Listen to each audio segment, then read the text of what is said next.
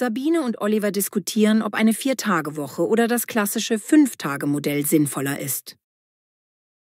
Oliver, was hältst du davon, dass immer mehr Unternehmen eine 4-Tage-Woche testen? Ich bin der Ansicht, dass das die Zukunft sein könnte. Ehrlich gesagt hege ich Zweifel, ob das wirklich praktikabel ist. Meines Erachtens brauchen viele Betriebe eine gewisse. Wesentlich ist, dass die Mitarbeiter entlastet werden und trotzdem produktiv bleiben. Man sollte nicht außer Acht lassen, dass Überlastung oft zu Burnout führt. Das mag stimmen, aber glaubst du wirklich, dass die Produktivität in 4 Tagen ausreicht? Es liegt auf der Hand, dass manche Aufgaben mehr Zeit benötigen. Ich würde behaupten, dass kürzere Arbeitswochen die Motivation steigern. Nicht zu vergessen, dass viele Studien auf gesteigerte Effizienz hinweisen. Das kann sein, doch in manchen Branchen, etwa in der Pflege oder Gastronomie, halte ich das für schwer umsetzbar. Man braucht dort fast jeden Tag Leute. Selbstverständlich gibt es Bereiche, in denen das komplexer ist, aber man sollte überlegen, ob man nicht zumindest flexible Modelle einführen kann. Ich sehe den Punkt, aber glaubst du, dass Arbeitgeber bereit sind, höhere Löhne zu zahlen, wenn sich die Arbeitszeit verkürzt? Es liegt auf der Hand, dass das eine Herausforderung ist. Trotzdem könnten zufriedene Mitarbeiter die Kosten rechtfertigen, weil sie weniger krank werden oder kündigen. Ich habe da so meine Bedenken, ob alle Chefs das so sehen. Schließlich geht es auch um Konkurrenzfähigkeit. Durchaus, aber wenn ein Unternehmen sich dadurch als attraktiver Arbeitgeber präsentiert, könnte es sogar profitieren. Möglich, aber glaubst du, dass alle Arbeitnehmer in 4 Tagen denselben Stress haben wie in 5? Das kann schnell zu verdichteten Arbeitslasten führen. In der Tat darf man das nicht unterschätzen. Eine 4-Tage-Woche müsste gut geplant sein, sonst entsteht noch mehr Druck. Da sind wir uns einig. Planlos einfach einen Tag streichen wäre fatal. Man bräuchte klare Strukturen und realistische Ziele. Absolut. Ich denke, es geht darum, eine Balance zwischen Arbeitszeit und Erholung zu finden. Und zwar für beide Seiten. Zweifelsohne. Jedoch bleibe ich vorsichtig, ob das Modell bei jedem Unternehmen passt. Keine Frage. Es gibt Betriebe, in denen das schwer ist. Aber ich finde, man sollte zumindest darüber diskutieren. Ich würde behaupten, viele Betriebe haben gar keine Wahl. Sie müssen attraktiv bleiben, um Fachkräfte zu gewinnen. Genau. Und eine 4-Tage-Woche könnte genau das sein, was junge Leute erwarten. Mehr Freizeit bei gleichbleibendem Gehalt. Dem kann ich nicht gänzlich widersprechen. Es hat definitiv einen Reiz. Man dürfte nicht vergessen, dass man auch beim 5-Tage-Modell Verbesserungen einführen kann. B flexible Startzeiten. Guter Einwand.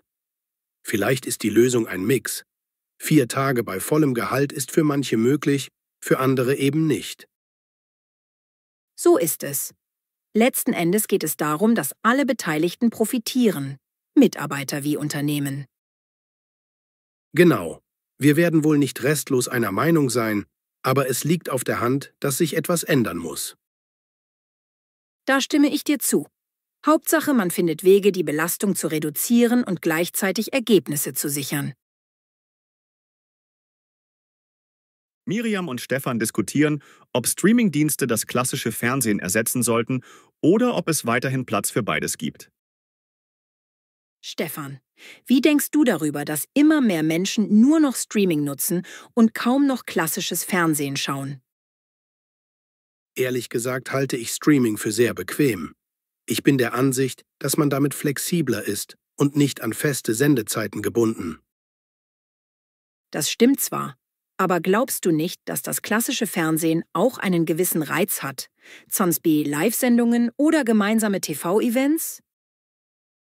Ja, allerdings finde ich, dass viele Leute mittlerweile lieber selbst entscheiden wollen, wann und was sie schauen.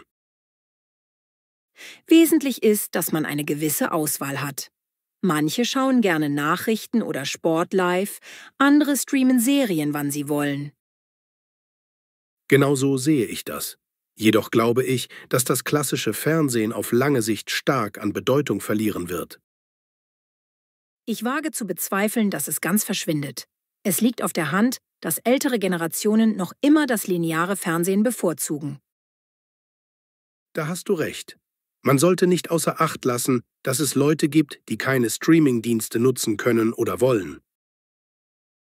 Eben.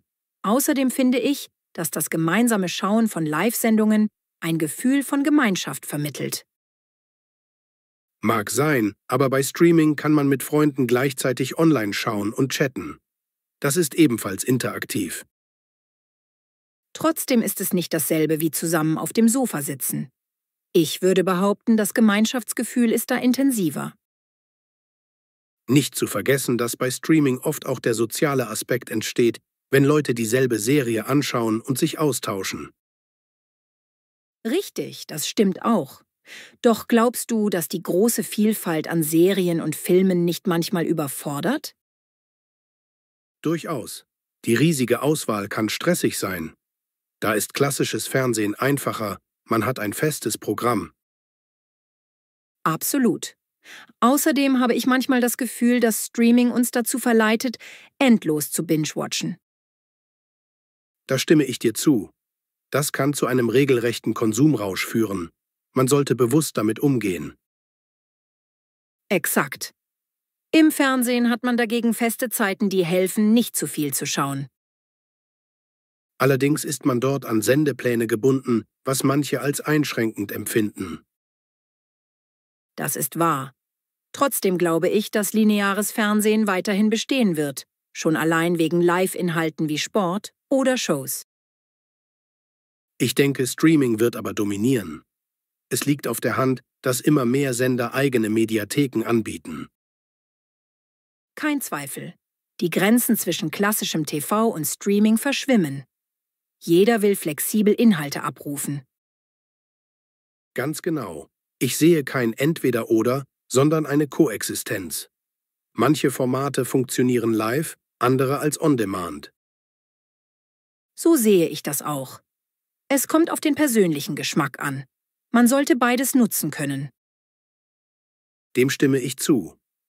Vermutlich wird klassisches Fernsehen nie ganz verschwinden, aber es wird kleiner werden.